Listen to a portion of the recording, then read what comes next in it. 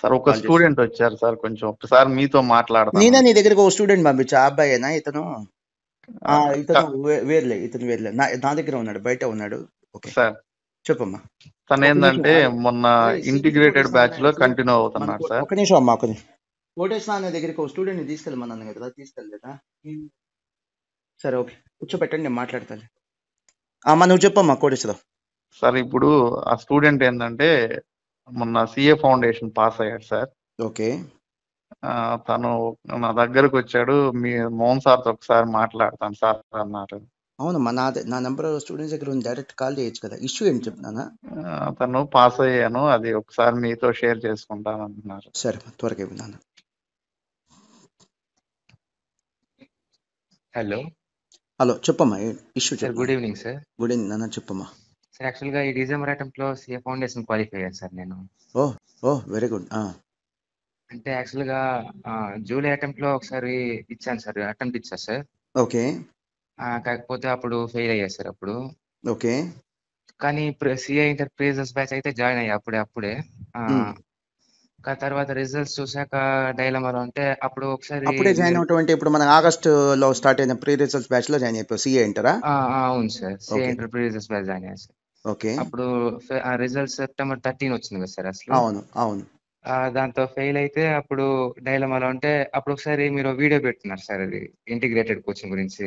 అవును, CA CMA inter కలిపి చెప్పేస్తామా. మీరు సిఏ ఫౌండేషన్ పాస్ అయిపోయినా సిఎంఏ ఫౌండేషన్ పాస్ అయితే జాయిన్ అయిపోండి అని చెప్పాం. అవును అదే సార్. మన ఫస్ట్ బ్యాచ్, ఆ బ్యాచ్ తోనే ఎక్స్పెరిమెంట్ చేసాం మనం, అది ఈ అంటే ఇంటిగ్రేటెడ్ బ్యాచ్. అది దానివల్ల ఐ మీన్ అంటే ఆ తర్వాత సిఎం ఇంటర్ తర్వాత కూడా సిఎం ఇంటర్ ద్వారా సిఏ ఇంటర్ రాయొచ్చు కదా. అవునమ్మా, అవును కరెక్ట్. అందువల్ల అప్పుడు ఇంటిగ్రేటెడ్ జాయిన్ అయిపోయాను సార్ నేను. సో ఇంటిగ్రేటెడ్ బ్యాచ్ అంటే సిఏ ఇంటర్ సిఎంఏ ఇంటర్ కలిపి ఉన్నటువంటి బ్యాచ్ క్లాసులు అటెండ్ అవుతూ సిఏ ఫౌండేషన్ ప్రిపేర్ అయిపోయావా? అవును సార్, అంటే వెరీ గుడ్ సార్ ఒక అటెంప్ట్ ఇద్దామనేసి ఇచ్చాను సార్ డిసెంబర్ లో. పాస్ అయిపోయావు. పాస్ అయ్యా సార్ ఇప్పుడు. నువ్వు ఎందుకు పాస్ అయ్యావు నీకు అనిపిస్తుంది? డిసెంబర్ లో పాస్ అయ్యావు, మన జూలైలో ఫెయిల్ అయ్యావు, ఇప్పుడు రాస్తే మళ్ళీ పాస్ అయ్యావు కదా, ఏంటి రీజన్ ఏంటి? అంటే అప్పుడు వచ్చేసి అదే lake of preparation sir. Exam రాసేటప్పుడే క్లారిటీ ఉంది ఫెయిల్ అయిపోతానేమో అని. క్లారిటీ కూడా ఉంది ఫెయిల్ అవుతానని, అయినా వెళ్ళాను సరే రాద్దామని. నాకు అర్థమవుతుంది అంటే చెప్పనమ్మా, నేను యాక్చువల్గా కొంతమంది పిల్లలతో ఫెయిల్ అయిన పిల్లలతో మాట్లాడుతున్నాను కదా. సిఏ ఫౌండేషన్ సిలబస్ గతంలో సిపిటితో కంపేర్ చేస్తే కాస్త సిలబస్ పెరిగింది. సో కొంతమంది పిల్లలు ఫస్ట్ అటెంప్ట్ లో పాస్ అవ్వగలుగుతున్నారు, కానీ కొంతమందికి ఏంటంటే ఆ టైం సరిపోక సిలబస్ పెరిగింది, టైం సరిపోవట్లా. అవును సార్, మళ్ళీ సెకండ్ పెట్టారు కదా సార్, ఆ టైంలో ఆన్లైన్ కూడా ఉందిగా. కరెక్ట్. అవును సార్. సో ఆన్లైన్ ఉంది, దానివల్ల సెకండ్ థింగ్ ఏంటంటే కొంతమంది ఫస్ట్ అటెంప్ట్ లో పాస్ అవ్వలేకపోతున్నారు, కానీ సెకండ్ అటెంప్ట్ రాస్తే ఆ పట్టుదలగా పాస్ అయిపోతున్నారు. కేవలం ఎందుకు ఫెయిల్ అయ్యారంటే చెప్పమ్మా.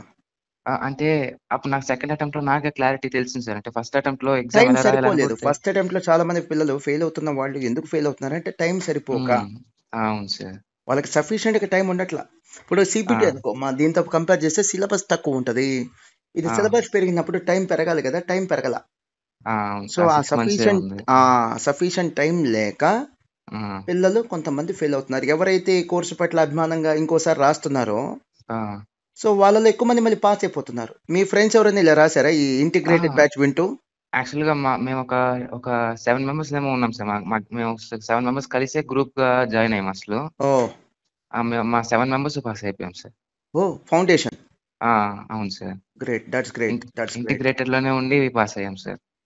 యాక్చువల్గా నేను కూడా అమ్మా, ఎవరైనా ఇట్లా ఫెయిల్ అయిన వాళ్ళకి అదే చెప్తున్నాం, మీకు మళ్ళీ ఓపిక ఉండి ఇంట్రెస్ట్ ఉంటే సిఏ ఫౌండేషన్ రాసేయండి. లేదు ఆల్రెడీ సిఎంఏ ఫౌండేషన్ పాస్ అయిపోయామని అంటే టైం వేస్ట్ చేసుకోకుండా ఇంటిగ్రేటెడ్ బ్యాచ్ జాయిన్ అయిపోండి అని చెప్తున్నాను నేను. అవును సార్, ఇప్పుడు ఇంటిగ్రేటెడ్ వల్ల నాకు వచ్చిన బెనిఫిట్ ఏంటంటే ఇప్పుడు మే అటెంప్ట్ లో సిఎంఏ ఇంటర్ రాసేస్తున్నాను సార్. Very good.